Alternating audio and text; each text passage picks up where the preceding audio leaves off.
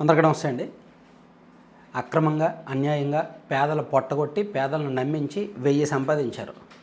ఆ 1000లో ఒక 300 బయట వాళ్ళకి లంచాలుగా పంచారు. ఈ పాయింట్ మీరు గుర్తుపెట్టుకోండి. ఈ పాయింట్కి ఈ వీడియోకి సంబంధం ఉందా లేదని ఎవరి విజ్ఞతకు వాళ్ళకు వదిలేస్తున్నా. సరే, నోర్లు ముగిస్తాయి. పెద్ద పెద్దోళ్ళ నోర్లన్నీ కూడా ఎంత పెద్దోళ్ళైనా చిన్నోళ్ళైనా సరే నోట్లు ఉంటే చాలు నోర్లు మూసిపోతాయి. సో ఈ లైన్ కూడా గుర్తుపెట్టుకోండి. వీడియోకి ఎక్కడో దగ్గర ఆపాదించుకోండి. ఇంతకీ సబ్జెక్ట్ ఏంటంటే మంగ్లీ గారి కేసు. ఒక నెల 15 రోజుల కిందట 2 తెలుగు రాష్ట్రాల్లో సంచలనంగా మారింది.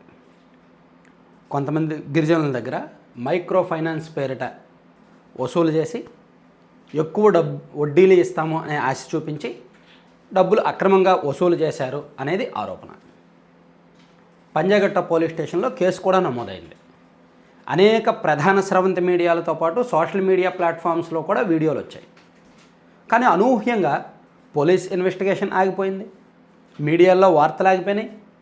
సో ఎవ్వరూ దీని గురించి మాట్లాడట్లా. లాయర్లు మాట్లాడట్లేదు, పోలీసులు మాట్లాడట్లేదు, ఇన్ఫ్లుయెన్సర్లు మాట్లాడట్లేదు, ఎవ్వరూ మాట్లాడట్లా. అనూహ్యంగా కేసు క్లోజ్ అయిపోయింది. సో ఎందుకు ఏమైందంటారు? నోర్లు ముగిస్తాయి అంటే ఇదే. ఇది నిజానికి చాలా పెద్ద కేసు. సాధారణంగా మన న్యాయ చట్టాల ప్రకారం 50 కోట్లు దాటిన ప్రతి ఆర్థిక లావాదేవీలకు సంబంధించిన కేసుకి కూడా ఈఓడబ్ల్యూ అంటే ఎకనామిక్ అఫెన్స్ వింగ్ అని ఒకటి కమిషన్ రేట్లో ఉంటుంది. ఆ వింగ్ దీన్ని సీరియస్గా దర్యాప్తు చేయాలి. వాళ్ళ బ్యాంక్ ట్రాన్సాక్షన్స్ పరిశీలించాలి, ఎవరెవరి నుంచి ఎంతెంత వసూలు చేశారు, సో ఏ అకౌంట్లో పడ్డాయి, నగదు రూపంలో తీసుకున్నారా, బాధితులను పిలిపించాలి, వాళ్ళని విచారించాలి, సో నిందితుల మీద కేసు కట్టాలి, సెపరేట్ కోర్టులు ఉంటాయి, సెపరేట్ న్యాయస్థానాల్లో సెపరేట్ బెంచ్లు ఉంటాయి. దీన్ని చాలా సీరియస్గా చాలా ఫాస్ట్గా దర్యాప్తు కూడా పూర్తి చేయాలి. ఎప్పటికప్పుడు ఛార్జ్ షీట్లు వేయాలి, శిక్ష కూడా ఖరారు చేయాలి. సో అంత స్పీడ్గా దీన్ని దర్యాప్తు చేయాలి. అటువంటిది దర్యాప్తు సంగతి పక్కన పెట్టి, విచారణ సంగతి పక్కన పెట్టి పూర్తిగా మర్చిపోయేలా చేశారు. మీడియా తలుచుకుంటే ఏదైనా సాధ్యమే. అదే జరిగింది. ఒక కేసును పైకి లేపాలన్న వాళ్ళే, కేసును కిందకి దించాలన్న వాళ్ళే. సో దీనిలో చాలా పెద్ద అంకెలే మాట్లాడాయి, చాలా పెద్ద అంకెలే నోర్లు ముయించాయి. సో ఇది మనం చెప్పుకునేంత చాలా చిన్న అంశం అయితే కాదు. సామాన్యుల దగ్గర నుంచి, బంజారా జనుల దగ్గర నుంచి, సామాన్య గిరిజనుల దగ్గర నుంచి మైక్రో ఫైనాన్స్ వడ్డీలు ఎక్కువ వడ్డీలు ఇస్తామని ఆశ చూపించి 10 కోట్లు కాదు, 100 కోట్లు కాదు, 200 కోట్లు కాదు, భారీగా వసూలు చేశారు.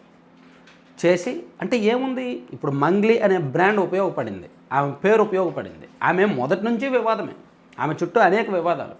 ఒకసారి ఎప్పుడో పుట్టినరోజు పార్టీ అని చెప్పి నిషేధిత మాదక ద్రవ్యాలు ఇస్తున్నారని చెప్పి ఒక కేసు నమోదైంది, గుర్తుందా? ఆ తర్వాత ఆ కేసు కూడా అనూహ్యంగా క్లోజ్ అయిపోయిందా లేదా?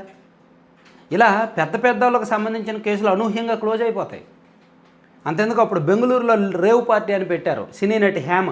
అప్పుడు ఆమె వీడియో కూడా రిలీజ్ చేశారు, నేను బెంగళూరులో లేను, నేను హైదరాబాద్ ఇంట్లో ఉన్నాను అని. కానీ ఆమె బెంగళూరులోనే ఉన్నారని పోలీసులు కూడా అప్పుడు కన్ఫర్మ్ చేశారు. ఆ కేసు ఏమైంది?